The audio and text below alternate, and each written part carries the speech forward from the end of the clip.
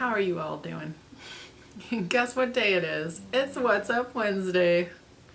And Pendleton is coming here to help me make a video to tell you how my healing journey is going, what's been happening with me.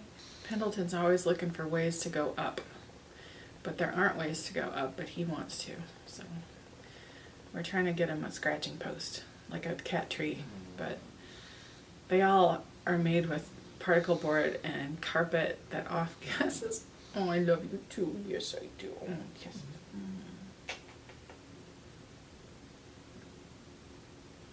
They're all made with particle board and carpet that off gases, and that is Trixie. There are some local artisans that make cat trees, but they are very expensive, and we're not sure how we would get them here in our tiny car, so we're trying to figure it out. If we still had our house, we could just build one ourselves. No big deal, but we don't. So we don't have the space or the tools. Well, we have the tools, they're just in storage. Oh my goodness, all these kisses. Oh, I love it. Yes, I do. Oh, it's a sweet baby. Anyway. Yes. Oh, no, I love you. He is just purring. I can't even. Oh my gosh. It's happiness. So, let's talk about my healing journey. Let's talk about what's going on with me. Whew. Being a kitten mama is a new and different experience for me. Even though I have had kittens many times in my life before, I realized that the last 3 times I've had kittens, I know you too. I know, yes. The most recent one being 18 years ago, that was Frenzy. I always had other cats to raise them for me. I always, whenever I got a kitten, there was another adult cat that could raise the kitten for me. I didn't really have to do any of the work. But Pendleton is his own kitten because of our apartment rules. We couldn't get 2. So I have to raise him, and that is an entirely different situation than having kittens raised by other cats. Oh, it's exhausting. Last night I watched a bunch of YouTube videos from Jackson Galaxy and other people talking about how to create great environments for kittens and cats and you know, give them the stimulation they need and stuff like that. That really helped me a lot. Yes, it did. And so I am feeling a little better today because it's been a little bit of a struggle.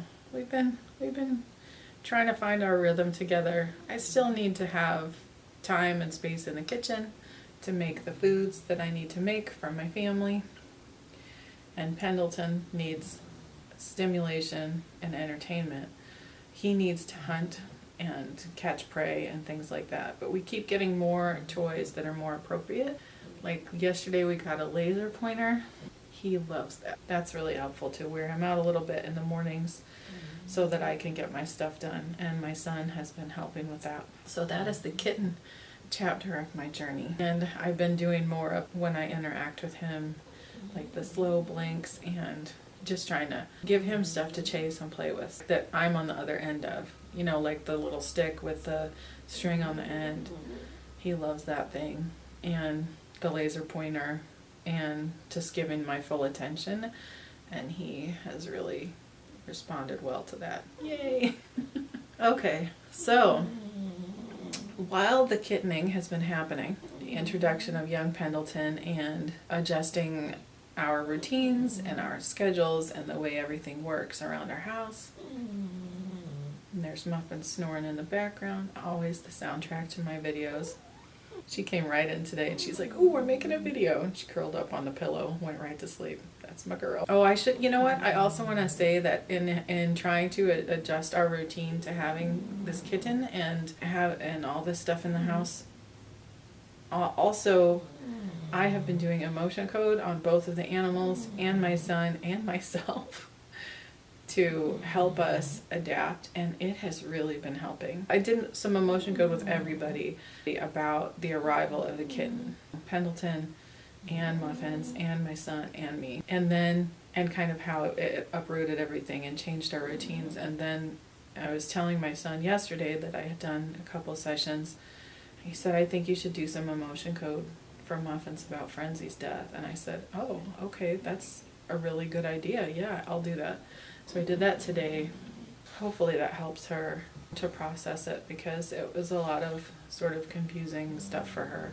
And there were a lot of emotions that came up for her about it. So I know that if you don't know what emotion code is, and I'm talking about it right now, you're like, what? I'll just try to give like a brief explanation. Emotion code is an energetic healing modality created by Dr. Bradley Nelson. It's a really quick way of getting to emotions that are actually trapped in our bodies. So we have experiences, and then like mentally we process them however we process them, but sometimes emotions actually get trapped in our bodies, and because they get trapped, it prevents us from sort of moving past that emotion. So for example, in the future, like anything else that happens that sort of reminds us of that becomes a trigger. It's like we get triggered to that emotion again. And removing those trapped emotions from the body removes those triggers, and amazingly, it's really simple to do. There's a book on emotion code that Dr. Bradley Nelson has put out that basically tells you how to do it. It's like the basics of how to do it. And it's a free book. It's on his website, which I will link below. It's really easy to do once you figure it out. And I wanted to get certified in emotion code so I could help other people with this modality, and I could do it for other people. So I'm in the process of getting my certification. So I did all the classes already, and then after you do the classes, you do sessions with people, and you write down your session experiences. And I have done, I think, about half of my sessions. I think the number is 26. And some of those need to be animals too, and basically let them know that you know what you're doing and you have some experience with this, so that you can get your actual like certificate and start practicing as a practitioner and charging for sessions. You have 6 months to do that, and I am just doing it very slowly. So I have about half of them done, and at this rate it will take me the full 6 months to complete them. But the thing is that in the middle, you can only use a person like once or twice, depending on what you're clearing. And I keep going back to myself, my family, my close friends, and my animals, and doing sessions with them. So I will get all my sessions done, but it's just a slow process for me, and that's just how I do things. I'm more of a slow motion person, and I'm cool with that. I'm the turtle, not the rabbit and the race. Now let's talk about the food, because that's actually what I wanted to talk about today. What I've been eating lately. Always same in the morning. Lemon water upon waking, 32 ounces. Half hour later, 32 ounces of celery juice. Half hour later, heavy metal detox smoothie. That's also about 32 ounces. And then after that, we'll have lunch, and then a little while later, some kind of a snack, and then a little while later, dinner, and then a little while later, maybe another snack. Maybe. I don't know. Something like that. So for lunch, I have been eating mostly still my cucumber noodle salad that I really love with the Hey Ash Foster sauce, and I just vary whatever vegetables I have around to add to it. I'll put like celery, maybe some mango. I like to do the marinated mushrooms. I don't usually do the mushrooms and the mango. It's like one or the other. And then tomatoes, peas, radishes, just whatever vegetables I have, and sprouts. And for dinner, I was doing spinach soup, but I have not been doing that lately because I've been having cooked dinners and not fully cooked. So I'll have a big salad with like a potato cut up in it. Yesterday, I think I might have had that for lunch as well. I think I might have had the same thing. So I have been eating a little more cooked lately. Part of the reason being Kitten just kind of throws a wrench into everything. Again, refining our routine, including Pendleton. And the other part of the reason is it has been raining and cold and wet and soggy and dreary, and that just makes me want warm food, warm, comforting food. So sweet potatoes, soups, stuff like that is what I've been wanting.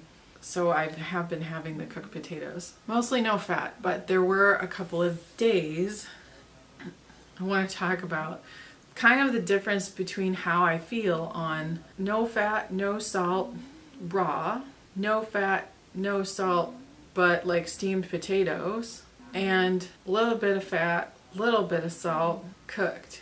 The differences become pretty obvious to me, and now I have solidified for me what goes on in my body and what it feels like to have those foods. And there is nothing wrong with any of those variations of eating. I am not eating any no foods. There's no things that are specifically bad for me. However, when I eat fats make me crave more fats. So my family eats cooked food. And they eat more fats than I do. And I still have to cook for my son. Not so much my husband, but I end up cooking for both of them because if I'm making something, I could just make a bigger batch of it so they both have food. And so I end up cooking for them. And sometimes when I'm cooking for them, I'm just too tired to even make my own food, especially when there's a new kitten in the house. So the first few days Pendleton was here, I was just so exhausted and so tired, and I was cooking for them, and I was just like, yeah, I'm just gonna eat this. I don't even care. And it was good. It was a sweet potato glass noodle with Hey Ash Foster Alfredo sauce. It actually was a lower fat recipe because we didn't have any pine nuts, so I didn't put the pine nuts in it. So it was just the cashew butter. And I just did a little bit of that, and it was still delicious, and it was really good over the glass noodles. Everybody really liked it, so I ended up making it the day after that as well. But the thing is after I ate it the second day, I could not stop thinking about it. I wanted it again so much. I know it was the fat in it because it just made me crave it. And I was like, oh, I want this. For me, that is not what I want to do. Now, I know some people have livers that can process fat, and that's cool. But for me, right now, my liver really wants me to eat no fat. I don't want to be eating food that has fat in it. Because A, it makes me crave more. B, my energy tanks after I eat it, because much more energy goes to digestion when I'm eating fat and cooked food. It doesn't feel great in my body. I have less energy. Sometimes I get a little more brain fog. I can't think as clearly. I get tired after I eat. It's just not fun. Even the day after that, so when I was craving it, and we had run out of the sweet potato glass noodles, and we had kelp noodles. So I was like, oh, I'll try it over the kelp noodles. No, that did not work at all. The kelp noodles did not. The kelp noodles are great with certain things like raw pad thai, but they did not work with the Alfredo sauce. It just was not a good combination. And also that morning, because I was just craving cooked and warm and heavy, the day before we had made some sweet potato flatbread, and I had some of that. It's so dehydrating when I eat a lot of cooked food and with fats, and so it's just so dehydrating. And I felt so, even though I was drinking and stuff like that, it just felt so dehydrating that I ended up sort of feeling a little bit like I was going to get a migraine. And then I took a nap, and the nap ended up being, I'll just lay down for a half hour. No, it ended up being 3 hours. It was just a disaster. It was like my whole day was gone after that. I just kind of took myself out of the equation by eating that way. I do not want to feel like that. When I eat raw food exclusively, in contrast, my energy is consistent throughout the day. I feel good. I feel light after I eat. It digests very quickly. I do have to eat more frequently, of course, because to keep the calories up, I have to eat more frequently, and just to keep, it digests so fast. But I feel so much better. I can think more clearly. I feel lighter. I feel clearer in general, like more in touch with the universe, I guess. Like I can hear my intuition better. I make better choices for myself. I get more done. I can exercise, all of these things. So I feel good on raw, and my liver starts to clean out, and I can feel it cleaning out. So I know what happens, because then weight starts coming off, and that is amazing, and I love it. So that is what I want. That is my ultimate goal for myself, is to eat primarily, if not exclusively, raw, because just the way it makes me feel, it's amazing, and I love it. Now, if I do raw till dinner and have like a steamed potato for dinner, or some healing broth or something like that, I can do that as long as I eat raw with the cooked. If I just eat the cooked, then there goes my energy. I start feeling a little sluggish. I just don't feel as good. And also, I want more cooked the next day. Cook makes me want more cooked. Fat definitely makes me want more fat. Fat makes me crave more fat. Like I'm almost, you know, like what craving is, where you're like, I can't stop thinking about it. I can't stop thinking about it. And one lovely commenter on my video, and I'm sorry that I'm not remembering exactly who said it right now, but one of you, lovely, wonderful healers and health seekers, said to me that the advice that they had gotten was, if you think you're feeling hungry or you're craving something, and then you want to know if it's true hunger, think, am I hungry enough to eat an apple? And if the answer is yes, great, then eat an apple. If the answer is no, you really just want that other thing, like potato chips or something fatty that you're craving. Like for me, it was that sauce. It's really good, you guys. If you do eat fats, like I highly recommend that sauce. My family loves it, and I will definitely keep making it for them, but for me, I need to not eat it because it's too delicious and then addictive. It's addictive. Fat is addictive to me, no matter what form I eat it in. Except avocados. I haven't had that experience with avocados, and I think it's because avocado is a fruit, and the fruit sugar is so absorbable and it digests just so much easier. But anything that's got like nuts or stuff in it, or seeds even, it's much more addictive to me. So for me, eating the fat, and even just eating cooked food, if I eat it by itself, then it's like I want more the next day. Any cooked food, actually, because the steamed potato makes me want more steamed potatoes the next day. I don't know what it is. It's like, but I can live without them. But if I eat the fat, it's like it's obsessive. Can't. And so for me, that is the difference. And then again, if I eat steamed or cooked foods in the day, my energy's not as good. I don't have as much energy. And for me, I need to have that energy because I don't even have like a normal human level of energy yet. I'm trying to build up to that where I have a consistent level of energy. Now, something amazing did happen this week as far as energy goes and ability. We went to the farmer's market like we do on Saturdays. And usually it's just the farmer's market and home. My son does not have a high tolerance for being out for very long, especially doing something he does not enjoy. This summer, I had some days where it was just really hard and I couldn't even do the farmer's market and my energy was low, and I don't know what it was, and there were a couple of days like early in the summer where I had like some really high anxiety and I had to turn around and come home. So imagine my surprise when this past Saturday we went to the farmer's market.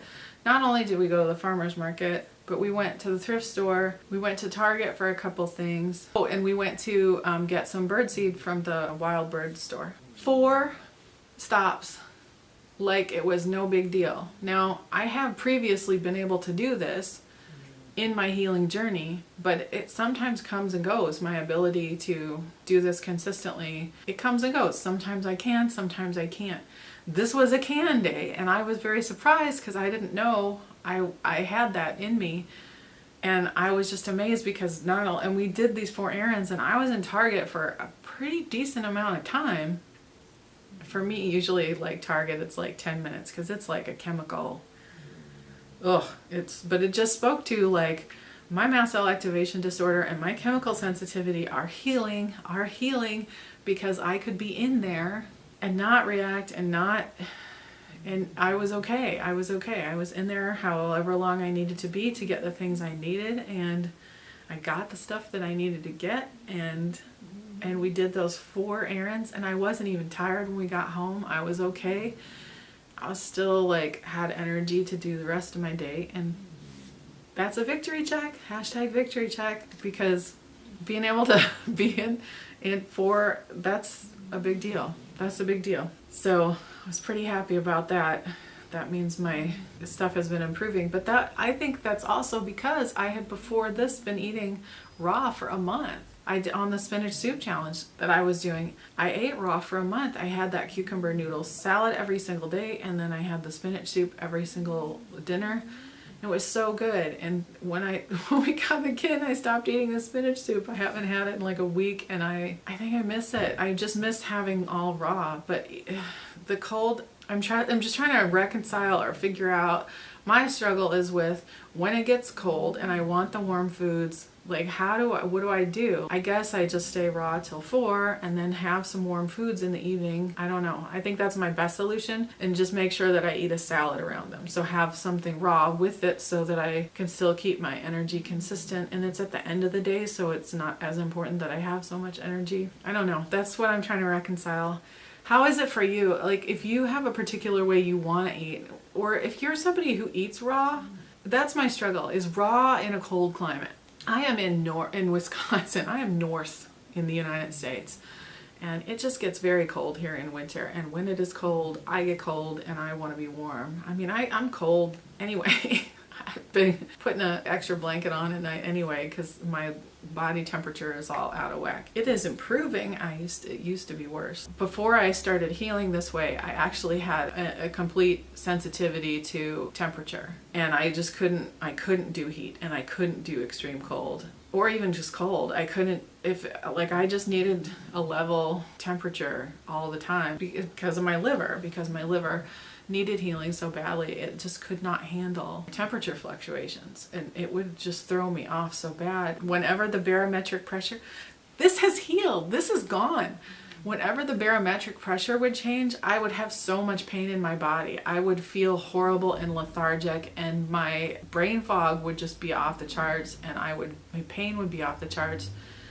It was awful. Well, I've had several temperature and barometric pressure fluctuations just in the past few days because of the constant rain, and then it'll stop, and then it rains again, and then it'll stop. That is a lot of barometric pressure fluctuation. I'm fine.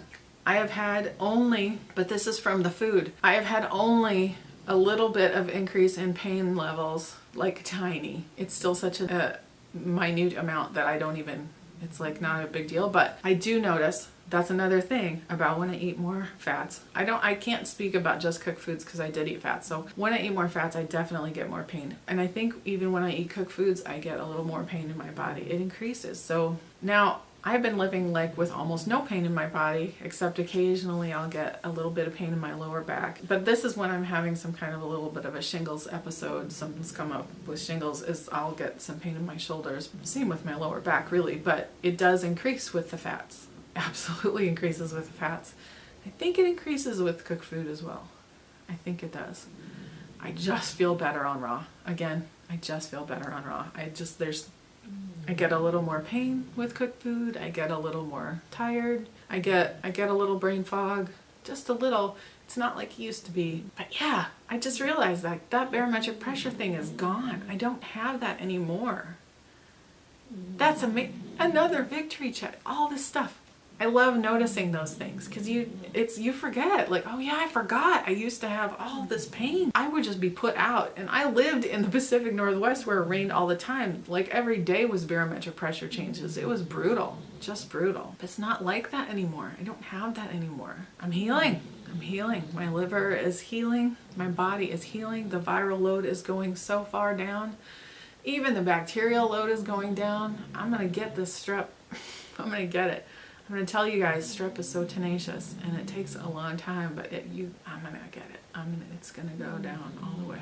It's getting there. It is getting there. So many of my strep symptoms are gone, but it's not all gone yet. Also, with raw food, my skin clears up. It starts to clear up, and if I eat fat and get it back, and get this back. I have not seen my skin be totally clear in so long, and I'm like, see, I need to eat raw so that my skin can just clear up and my body can just start letting toxins go safely. So that's my struggle right now. So tell me, if you live in a cold climate and you can eat raw, what are your tips and tricks? I want to know. One day I will have it down and I will make a video like, if you live in a cold climate, here's how you can eat raw, but this is not that day. Now I need help with that. So my question to you is, what kind of way are you trying to eat that there's some kind of struggle with, and what is your struggle? I did a whole emotion code session with myself about this yesterday, and I specifically asked the question, do I have trapped emotions that are preventing me from eating optimally for my liver? Yes, I did.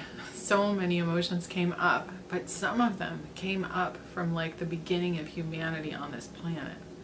Like they went back so far through the generations, through my family line, through the line of women, And yes, when you do emotion code, you can have inherited emotions that you have had that got passed down through generations that can be cleared. And when you clear those, you're clearing them for all of those generations as well, which is amazing. And I feel like when I talk about it this way, it just sounds loony because it's like, what are you even saying? But it's true. And it's very out of context, and I highly recommend learning about emotion code so that this makes more sense. But I cleared a big chunk of emotions that went all the way back like that, and I couldn't believe it. I felt so honored, and one of them was grief. And when I cleared that grief, I started crying. Like, I felt the grief coming up through my body. That happens sometimes. I've noticed that when I clear emotions, sometimes I will clear stuff and I'll clear it and then I'll like burp or yawn or something. Like, it's like, oh, it's moving through me, it's moving out, and like I'll have some kind of physical response, which I think is funny. And then, but that one, and sometimes when I clear emotions, I feel the emotion. I feel it come up through me. And in this case, I did. And was really powerful because it's like I felt that grief, the grief of just generations and generations. It was intense. It was really powerful, but I was so honored to be healing it for all of these generations that have had that attached to it for years, thousands, and however many years. Was really intense and powerful. Anyway, I'm hoping that that will help me to keep my focus and just continue to eat optimally for my liver. And just, I know that fats don't work for me, and I also know that they taste really good. But my liver needs me to not do that right now, and that is my personal choice. I am not saying that you have to do it. I am just hearing Anthony Williams say, lower the fats if you want to heal your liver. And I am to the level now where I've been on this journey for a couple of years, and I'm ready to let go of the fats. And I'm not saying that you have to do this, especially if you're just starting out. It's just lower the fats if you're starting out. For me, I'm ready to let go of the fats for a while so that my liver can just do its healing that it needs to do. And who knows, in the future, I may be able to reincorporate some of them again here and there. But right now, my liver needs that healing. And so that is where I am in my journey. Thank you for watching. Thank you for listening. If you like this video, give it a thumbs up below. You can subscribe to my channel by hitting that subscribe button down there. You can ding the bell next to it if you want to be notified when I post a new video. I definitely post every Wednesday, but I have like 75 other videos if you haven't watched them. And so there's always something to watch on this channel. Lots of information, lots of tips and tricks, questions and answers, a few recipes. Anyway, I love you so much, my healers and health seekers. You can heal. Stay curious.